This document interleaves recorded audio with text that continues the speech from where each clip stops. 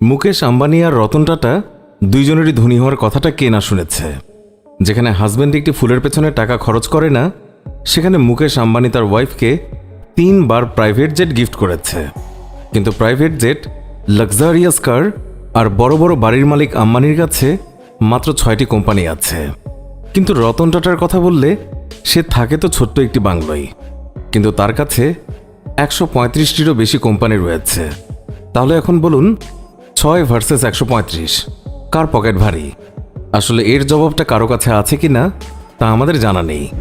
আমাদের এই ভিডিওটি দেখুন, আপনারা নিজেরাই বুঝতে পারবেন এর জবাবটা কি হবে। যদিও এশিয়ার সবচেয়ে ধনী ব্যক্তির টাইটেল মুকেশ আম্বানির কাছে আছে, কিন্তু রতন টাটা তার সব সম্পত্তি হাতে নিয়ে নিলেও সেও হতে পারে এশিয়ার সবচেয়ে ধনী ব্যক্তি। কিন্তু সেটা কেন করছে না? তাহলে চলুন আপনাদের এইসব প্রশ্নের উত্তর দেওয়া শুরু করছি আমাদের আজকের এই ভিডিওতে। মুকেশ আম্বানি ভার্সেস রতন টাটা, কার শো অফ বেশি?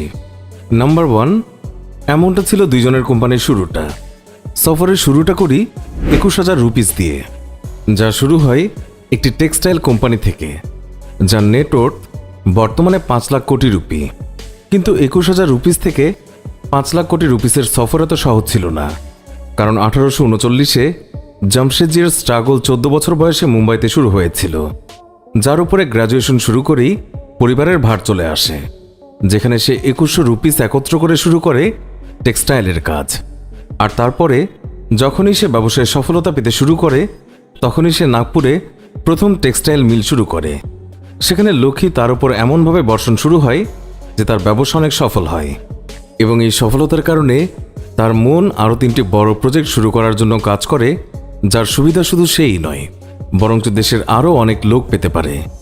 যদিও এই স্বপ্ন পূরণ হতে সে দেখতে পারেনি, কিন্তু তার পিতার নকশাতে চলতে থাকা জামশেদের পুত্র দরাবজি টাটা পিতার আয়রন অ্যান্ড স্টিল কোম্পানি আর হাইড্রো ইলেকট্রিক পাওয়ার স্টাবলিশ করে তার স্বপ্ন পূরণ করেছে, আর ইন্ডিয়াতে শুরু করে প্রথম ইন্ডিয়ান ইনস্টিটিউট অফ সায়েন্স।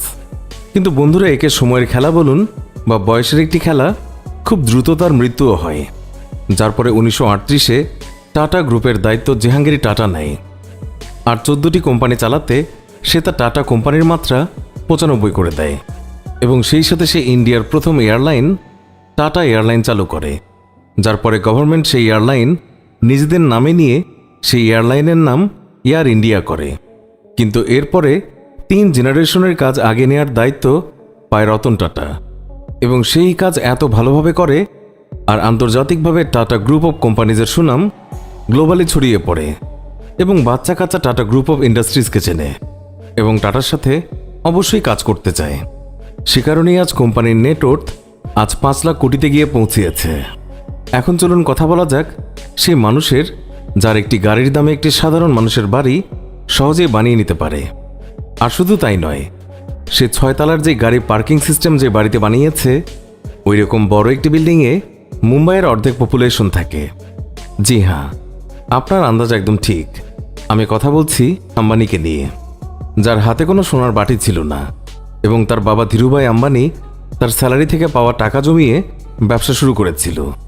মানে টাকা জমা হওয়ার পরে সে বিদেশে তার চাকরি ছেড়ে মুম্বাইয়ে একটি ছোট ঘরে থাকতে চলে আসে, এবং অনেক কষ্ট করে সে খুব মেহনত করে রিলায়েন্স কমার্শিয়াল কর্পোরেশন শুরু করে, যা মশলা ট্রেড করে। যখনই তার এই ব্যবসা সফল হতে শুরু করে, সে বিমল নামে তার কাপড়ের বিজনেস শুরু করে। কিন্তু বিমল লোকদের নজর কাটতে ফেল হয়, তাই কাস্টমার একে ভালো রেসপন্স দেয় না। তাই লোকদের ইন্সপায়ার করে স্টক বিক্রি করে টাকা জমা করতে ধীরুভাই আম্বানি নিজে কাজ করেছে। কিন্তু এটা অনেক বড় একটা ব্যাপার, কারণ যখন লোকেরা ইনভেস্ট কি জিনিস বুঝতো না, তখন ধীরুভাই আম্বানি বিমলের লোকদের দ্বারা সেই সময় ইনভেস্ট করিয়েছিল। আর এত ইনভেস্ট করিয়েছিল যে যার সুযোগ সুবিধা কোম্পানির লোকেরা এবং ইনভেস্টর সবাই পেয়েছিল, এবং কিছু বছরের 700 কোটি টাকার রেভিনিউ বেড়ে 2002-তে 75,000 কোটিতে রূপান্তরিত হয়ে যায়। এই রেভিনিউ আর বিজনেসে সকল সফলতা পাওয়ার সময়ে রিলায়েন্স কোম্পানির নাম ফরচুন 500-এ রাখা হয়েছিল। কিন্তু মনে হয় ধীরুভাইয়ের কপালে এতটুকুই সফলতা ছিল, যার জন্য ওই বছরই খারাপ স্বাস্থ্যের জন্য তার মৃত্যু হয়ে যায়, এবং তার মৃত্যুর পরে তার সব ব্যবসাকে তার 2 ছেলে মুকেশ আর অনিল আম্বানির মাঝে 2 ভাগ করে দেওয়া হয়। কিন্তু 2 ভাইয়ের ব্যবসার তরিকা অনেক আলাদা ছিল। একদিকে যেমন কোর্টের শিকার হয়ে এক ভাই নেটওয়ার্থ শূন্য হয়ে গেছে, অন্যদিকে মুকেশ আম্বানি $7.930 হয়ে গেছে। কার টাকা বেশি, যেটা থেকে বেশি বেশি মুনাফা পায়? তাহলে চলুন কথা বলা যাক তাদের আজকের সময় টাকার পরিমাণের, কারণ এইসব লড়াই সেটারই। কিন্তু আপনারা জানেন কি, এটি 88 মিলিয়ন নেটওয়ার্থের মালিক মুকেশ আম্বানি রিলায়েন্স রিটেল, রিলায়েন্স পেট্রোল আর রিলায়েন্স জিওর মতো অনেক কোম্পানির মালিক। কিন্তু 135টি কোম্পানি থেকে বেশি কোম্পানির মালিক হওয়া সত্ত্বেও রতন টাটার নেটওয়ার্থ সব সময় আম্বানি থেকে কমই ছিল, আর কখনো দেখাও যায়নি। কিন্তু এমনটা কেন, আসুন জেনে নেই। আসলে এটা তো আমরা সবাই জানি যে রিলায়েন্স ইন্ডাস্ট্রিজ এখন লিমিটেড হিসেবেই কাজ করছে, কিন্তু অন্যদিকে টাটা গ্রুপ ইন্ডিয়ার সব দিকেই কাজ করছে, যেমন স্টিল, কেমিক্যাল, আইটি, অটোমোবাইল, অন্যান্য আরও অনেক কিছু। তাই তো সাবসিডিয়ারি কোম্পানির বেশি হওয়ার কারণে টাটা গ্রুপের market capital most of the time রিলায়েন্সের থেকে বেশি থাকে। তাও মুকেশ আম্বানির নেটওয়ার্থ আজ ইন্ডিয়াতে সবচেয়ে বেশি কিভাবে, এটাই জানতে চান তো আপনারা? তাহলে আপনাদের কিউরিসিটি শেষ করতে সামনে চলুন এগিয়ে যাই। মুকেশ আম্বানির নেটওয়ার্থের জন্য বেশি কারণ রিলায়েন্স গ্রুপে তার 48% শেয়ারের মালিক, আর যেহেতু শেয়ারের প্রায় অর্ধেক তার নামে, তাহলে এটাই স্বাভাবিক যে তার কোম্পানির যত বেশি লাভ হবে তার নিজের ভ্যালু বাড়তে থাকবে। এই জন্য সেপ্টেম্বর 2020-এ আম্বানি সাহেবের নেটওয়ার্থ $88 বিলিয়ন ছিল। কিন্তু সেই দিকে যদি আমরা রতন টাটার কথা বলি, সেটা টাটা গ্রুপে 1% শেয়ার থেকেও কম মালিক, কারণ তার গ্রুপের 66% শেয়ার তার কোম্পানির আলাদা আলাদা ট্রাস্ট, যেমন sir Ratan trust, sir Dorabji Tata trust, Tata education and development trust, এমন অনেক ট্রাস্টে ডোনেট করা হয়, যা ইন্ডিয়ার education, health, livelihood, art, culture এবং ভিন্ন ভিন্ন সেক্টরে কাজ করে। মানে এসে প্রায় 134টি কোম্পানি পেয়েছিল তার নিজের নামে করার জন্য, কিন্তু ফ্যামিলি ভ্যালুকে প্রাধান্য দিতে সে কোম্পানির 2/3 থেকেও দেশবাসীর জন্য দান করছে। এটার মানে বুঝতে পারছেন আপনারা? এর মানে হচ্ছে চ্যারিটির জন্য যে শেয়ারগুলো আছে সেগুলো যদি টাটা তার নামে করে নেয়, তাহলে সে না শুধু ইন্ডিয়ার বরং পুরো এশিয়ার সবচেয়ে ধনী ব্যক্তি হতেন। তাহলে বন্ধুরা, এর মানে এটাই তো শেষ নয় যে মুকেশ শুধুমাত্র কাগজে কলমেই ধনী। আসলে রতন টাটা তারও অনেক টাকা আছে, এটাও তো ভাবার বিষয়। যেমন খরচ তেমন চর্চা, ঘর বাড়ি টাকা পয়সা সবই আছে দুইজনের কাছে। তাহলে কেন হয় একজনের খরচ বেশি আর অন্যজনের চর্চা কম? কারণ টাকা তো কথা বলে বস, কিন্তু যে বেশি শো অফ করে মনে হয় তারটাই বেশি দেখা যায়। তাই তো যখন আম্বানি তার মেয়ের বিয়ে দেয় 110 কোটি টাকা খরচ করে, তখন তার চর্চা অনেক বেশি হয়েছিল। আর যেমনটা আমি আপনাদেরকে ইনফোতে বলেছি, মুকেশ আম্বানি তার ওয়াইফ গীতা আম্বানিকে 3 বার 1000 স্কোয়ার ফিটের প্রাইভেট জেট গিফট করেছিল। কিন্তু অবাক হবেন না, কারণ তাদের খরচ এখনো শেষ হয়নি। তাদের কাছে একটি ইয়োটো আছে, যা স্পেশালি সোলার গ্লাস রুফ দিয়ে বানানো, যার দাম প্রায় 700 কোটি রুপিস।